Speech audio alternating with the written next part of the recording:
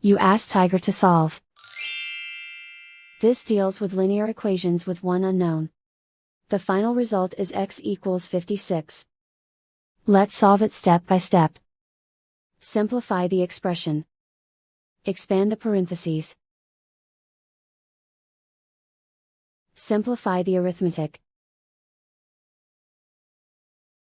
Group like terms. Multiply the coefficients. Group like terms. Simplify the arithmetic. Group all x terms on the left side of the equation. Add 2x to both sides. Simplify the arithmetic.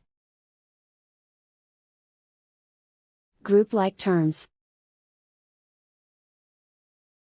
Simplify the arithmetic.